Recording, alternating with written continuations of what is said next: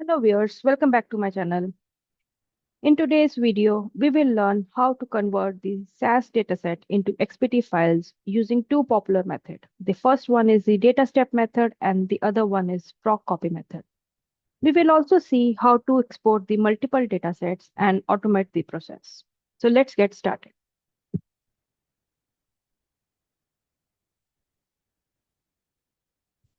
So let's discuss first the data step method to convert the single SAS dataset to XPT file. To begin with, the first step which we have to do is to define the libraries. So right now we have to define two libraries within use of the libname statement.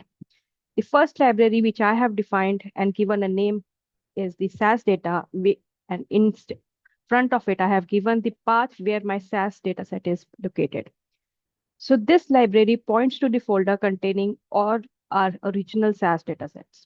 And similarly, when I want to create another library where I want to save my XPT files, I have given the name of that library as the XPT file and given a path also for that particular location.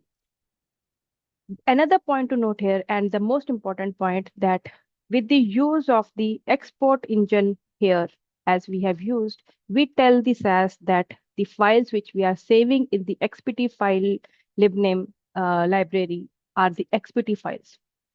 So another point to note here is that along with the path, we are also giving the name of the uh, data files.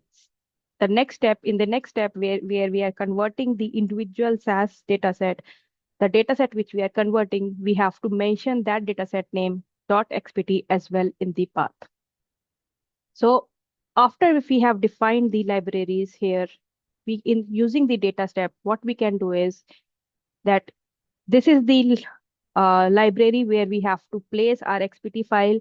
So we have given the XPT file, then the dot to mention the name of the dataset which we are creating here as an XPT file, and using the set statement. And since we are reading the respective dataset from the SAS data library, in this case, we are giving SAS data dot the file, the dataset name. So using this statement right now, what I am doing is I'm converting the ADTTE dataset, the SAS dataset placed at this particular location, to XPT file, which is also placed in this location, but I have given a name of the file here as well. So in this method, what we have seen is that we can convert the SAS dataset individually for each dataset. And we can use this data step if we want to do any further modifications of in your uh, dataset which you are converting to XPT file before it is being saved as an XPT file. The next step is to use the PROC copies. Here again, we will have to define the libraries the same way which we have done in the data step also here. So the difference between the PROC copy and data step is the way we are using the PROC copy or the data step. There will be no change in the library name, the way you have defined the libraries. So when you are using the PROC copy, the syntax will be that after PROC copy, you have to mention in as the library from where you are reading the dataset, and the library name in the out equals to where you have to place the converted XPT files. And then you will in the select statement, you will mention the dataset which you want to convert. So it is a very simple process that using PROC copy, you have to use in equals to the input SAS library name, then the out equals to the SAS library name where you have to keep the XPT file, and in select statement you can give the dataset which you want to convert. So here you can see that we are only copying the dataset in the respective folders in the XPT file. So the difference between the PROC copy and dataset is that you will be using PROC copy when you do not want to manipulate any data and we want to just transfer it. But if you want to do any manipulation, then the suggested and preferred way is to use the data step way. So now, till now, what we have seen is that we are converting only a single data set at a time. So if we want to convert multiple data set, then how we can achieve that?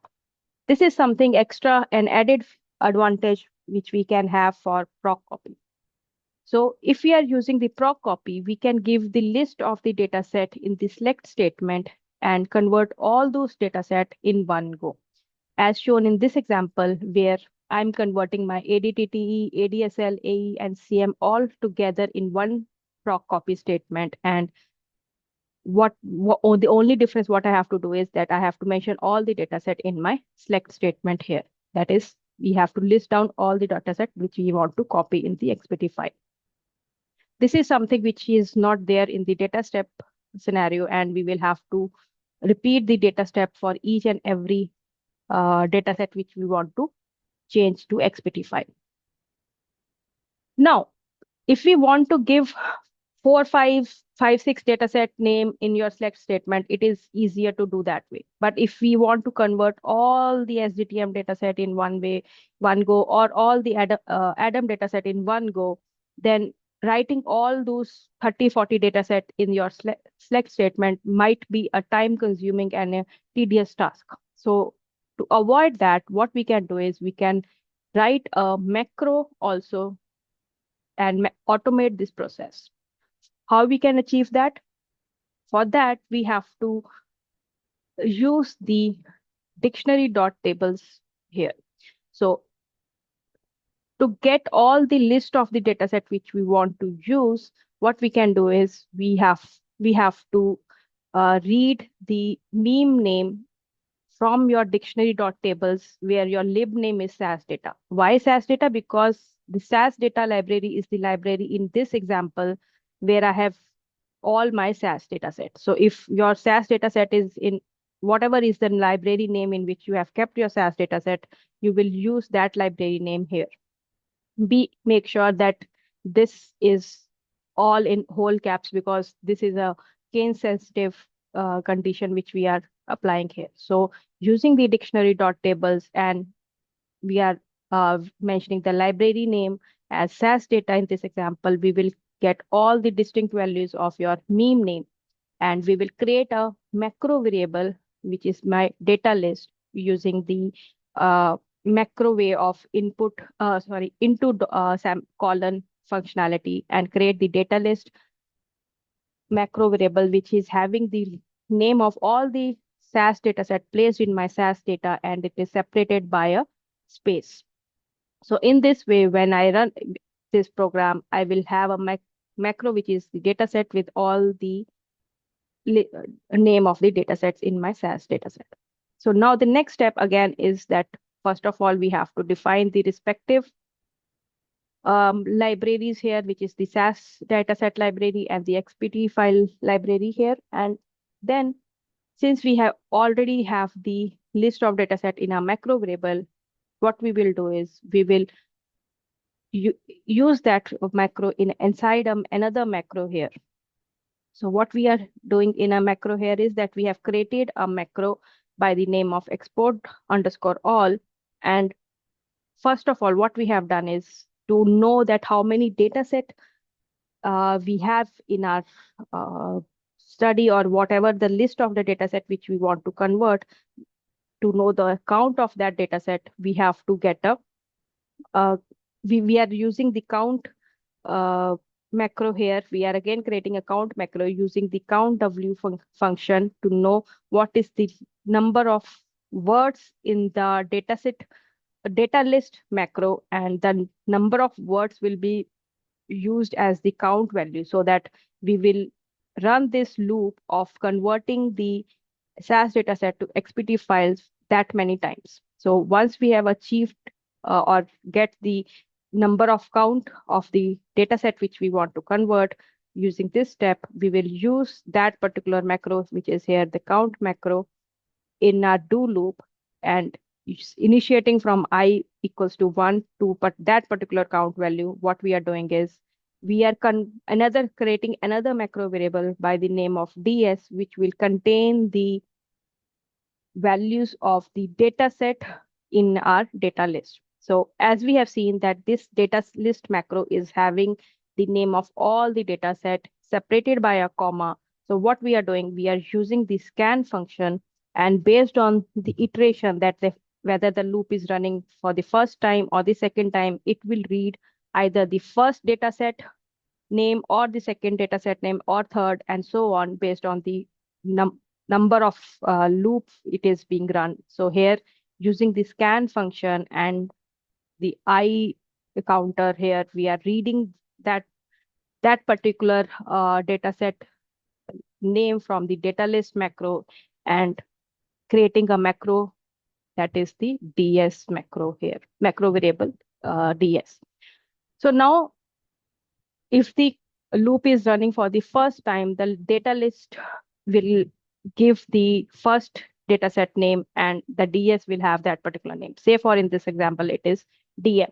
So the next step we are using here is that we are using the data step. We can also use the PROC copy here, and we can just mention the PROC copy here. And instead of doing all this macro count, we can directly mention the data list uh, there and just run the output.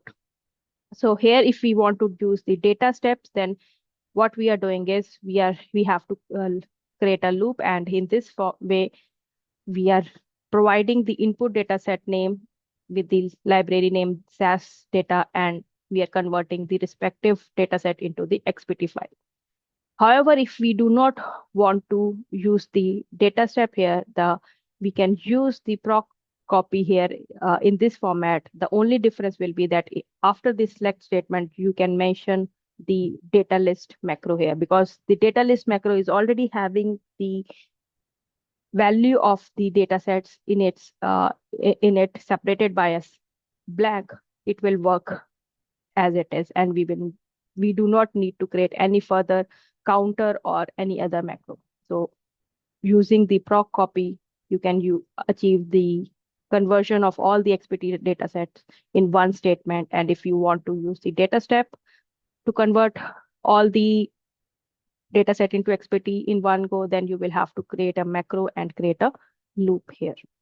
So in this way, you can create the XPT files from the SAS dataset. To point out again, the data step method is good for individual data set export, whereas the PROC copy is efficient when you want to convert one or more data set without manipulation. So that's all for today. Thanks for watching. Let me know in comments if you want me to cover any specific topic.